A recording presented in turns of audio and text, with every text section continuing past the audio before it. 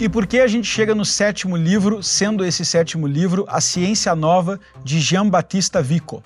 Simplesmente porque, se você prestar bem atenção, esses 6 primeiros livros dão uma visão bastante racional e bastante analítica da sociedade. São instituições, são Estado moderno, é desenho do pensamento científico, é o cristianismo enquanto caldo cultural, é padrão de ciclos civilizacionais. É bastante racional e muito bem sofisticado esses pensamentos.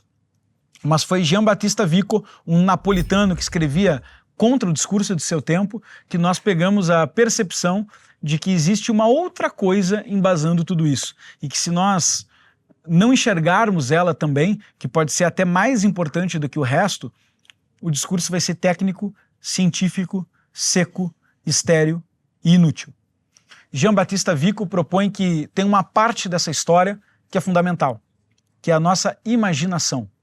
E por imaginação, ele começa a promover a ideia de que mitos, ritos, vontades, anseios civilizacionais, as emoções humanas, as histórias compartilhadas são tão ou mais importantes que as instituições, o Estado, as leis e as regras.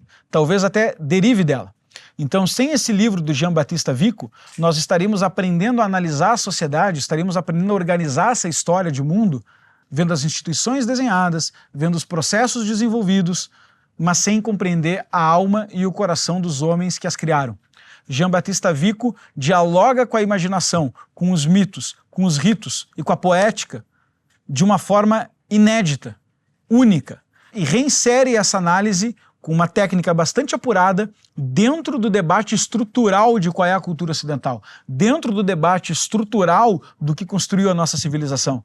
E eu acho que os instrumentos de análise, de pensamento, as ferramentas de linguagem que o Giambattista coloca aqui na Ciência Nova, como o próprio nome provoca, né, uma nova forma de fazer ciência, são indispensáveis para que a gente faça uma análise 360 e multifatorial de como a cultura e o lugar que nós vivemos está estabelecido. Se você ainda não faz parte do Clube do Livro da Brasil Paralelo, eu quero que você se lembre que nós construímos esse Clube do Livro, não só para ter esse aspecto de formação, mas para ser um bom negócio para você. Então, basicamente, alguns desses livros que nós estamos mencionando aqui já estão fora de circulação. Outros deles custam sozinhos mais do que a assinatura anual dos 12 livros inteira.